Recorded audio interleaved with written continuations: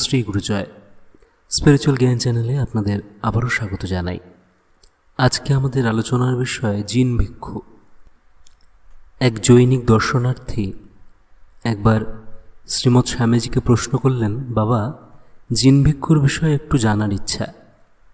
উনি তার উত্তরে বলছেন, বুদ্ধের বাণী প্রচারের জন্য 12,000 বৌদ্ধ ভিক্ষু চলেছিলেন চীনের দিকে। পথে নানা প্রতিকূল অবস্থায় এবং ঘাতক ও লুটেরাদের হাতে একের পর এক ভিক্ষু প্রাণ হারিয়ে শেষ পর্যন্ত মাত্র একজন চীনে পৌঁছলেন।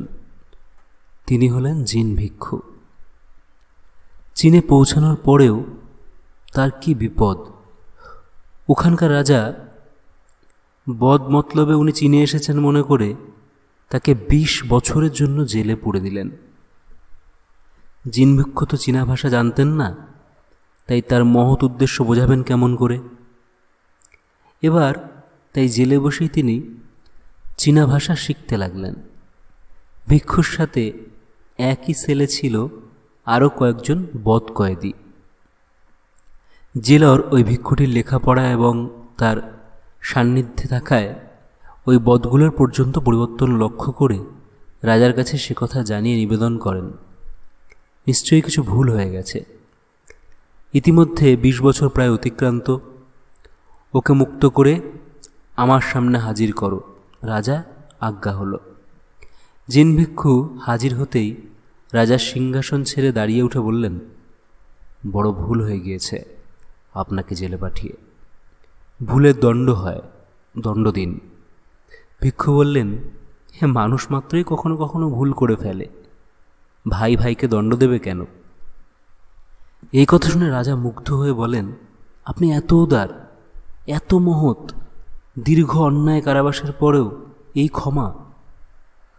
এরপর রাজা স্বয়ং বৌদ্ধ ধর্ম গ্রহণ করেন এবং সকল প্রজাও রাজাকে এই ব্যাপারে অনুসরণ করেন। এই ভারতীয় বৌদ্ধ ধর্ম থেকেই চীনে কিন্তু বৌদ্ধ ধর্ম ঢুকেছিল। এই কাহিনী থেকে আমরা পরিষ্কার এটা বুঝতে পারছি। এছাড়াও চীনের নিজস্ব কিছু সংস্কৃতি আছে, সেখানকার কিছু আর্কিটেকচার আছে। আপনারা লক্ষ্য করে দেখবেন চীনের বাড়িগুলো একটা নির্দিষ্ট রূপে বানানো হয়। বর্তমানে হয়তো খবরেও আপনারা শুনে থাকবেন, চীনে অনেক মসজিদ ছিল যেটা সাধারণত মসজিদের আদলে তৈরি। সরকার কিন্তু সেগুলি সবকটাকে ভেঙে দিয়েছেন এবং কিছু মসজিদ রেখেছেন।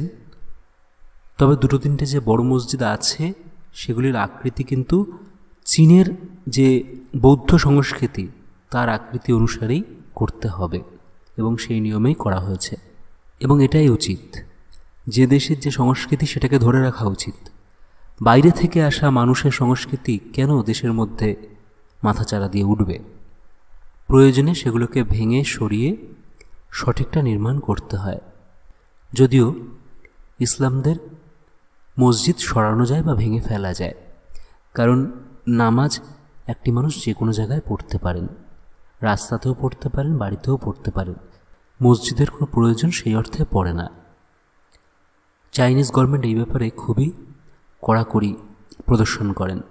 ওখানে কবরও করতে দেন না, পুড়িয়ে ফেলা হয়। কারণ একটা কবরস্থান করতে যে পরিমাণ জায়গা নষ্ট হয়, তার থেকে পুড়িয়ে ফেললে ভাইরাসও মুক্ত হয় এবং জায়গাও নষ্ট হয় না। খ্রিস্টানদের ক্ষেত্রেও একই নিয়ম। তারাও একটা কবরের উপর আরেকটা কবরের উপর আরেকটা কবর এইভাবে কিছু কিছু দেশে করছেন, যেখানে জায়গা নষ্ট করা যাবে না। তবে যেহেতু ওনারা দেখেছেন যে পুড়িয়ে ফেলাই সবথেকে বেশি সায়েন্টিফিক, যেমন ভারতবর্ষে সনাতন ধর্মাবলম্বী কেউ দেহ রাখলে তার দেহ কিন্তু পুড়িয়ে ফেলা হয়। মূলত দেহটাকে পঞ্চভূতের একটাতে বিলীন করে দেওয়া, মাটি হোক, জল হোক বা আগুন হোক। জলসমাধিও হতো, সাধুসন্তরা করতেন। দেহ ছেড়ে দিলে তাদের দেহ জলে সমাধি দিয়ে দেওয়া হতো। যাই হোক, এবার মূল আলোচনায় ফিরে আসি। চীনে এইভাবেই ভারতীয় সংস্কৃতি প্রবেশ করল। আসলে বৌদ্ধ সংস্কৃতি ভারতীয় সংস্কৃতির একটি রূপ। শুধু চীন নয়, পৃথিবীর বিভিন্ন জায়গায় সভ্যতা এসেছে এই ভারতবর্ষ থেকেই। যখন পৃথিবীর অন্যান্য দেশ আদিবাসীর মতো বিচরণ করছে, কিছুই জানেন না, তখন ভারতবর্ষে বড় বড় সায়েন্স পড়ানো হচ্ছে নালন্দা বিশ্ববিদ্যালয়ের মতো বিশ্ববিদ্যালয়ে। কাশীতে তখন বেদ চর্চা চলছে। কাশী কথার অর্থই লাইট, অর্থাৎ জ্ঞানের আলো। কাশী ছিল জ্ঞানের ভাণ্ডার। সেখানে পৃথিবীর বিভিন্ন স্থান থেকে মানুষ জ্ঞান সংগ্রহের জন্য আসতেন। কাশী শুধু ভারতবর্ষের নয়, পৃথিবীর প্রাচীন শহরগুলির মধ্যে অন্যতম।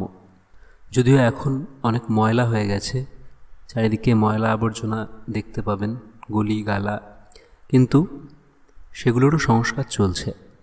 আসলে ভারতবর্ষ এত অত্যাচার সহ্য করেছে, শক, হুন, পাঠান, মোঘল পরপর আক্রমণ হয়েছে। তারা আমাদের সুন্দর সুন্দর মন্দিরগুলোকে তছনছ করেছে। আমাদের নালন্দা বিশ্ববিদ্যালয়ের মতো এত উন্নত শিক্ষা প্রতিষ্ঠানটাকে ধ্বংস করেছে। উন্নত বইপত্র যা ছিল, পুঁথিপত্র, সেগুলোকে পুড়িয়েছে। সেগুলো 1 বছর ধরে পুড়েছে। কেউ বলেন 3 মাস, কেউ বলেন 6 মাস, কিন্তু আসলে প্রায় 1 বছর সময়কাল ধরে পুরোপুরিভাবে ওটা পুড়তে সময় লেগেছে। কত পুঁথি ছিল তার মানে আপনারা কল্পনা করুন। যদি 3 মাসও ধরা হয়, তাহলেও 3 মাস ধরে একটা জায়গায় আগুন ধরছে, জাস্ট কল্পনা করা যায় না। ভারতবর্ষ কি ভয়ঙ্কর অত্যাচার সহ্য করে এখনও টিকে আছে এবং ভবিষ্যতেও টিকে থাকবে। এবং শুধু তাই নয়, কিভাবে বাঁচতে হয়, টিকে থাকতে হয় এবং সবাইকে নিয়ে থাকতে হয়, সমগ্র বিশ্বকে ভারতবর্ষই শেখাবে।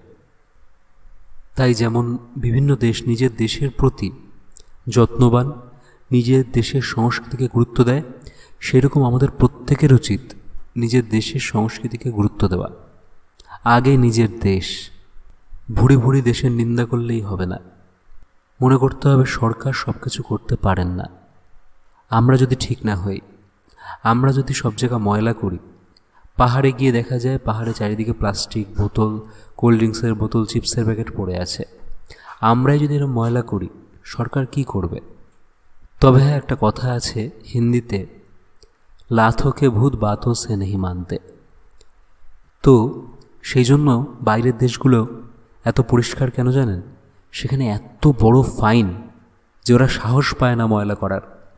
যারা একটু দুষ্টু লোক, যারা কথা শোনে না, যাদের মন চাইছে আমি নোংরা করি দেশটাকে, তারা চাইলেও করতে পারবেন না। কারণ এত বড় একটা ফাইন হবে যে ও পাগল হয়ে যাবেন। আর চারিদিকে ক্যামেরা, পুলিশ ইনস্ট্যান্ট চলে আসবে। ওই ভয় তারা করেন না।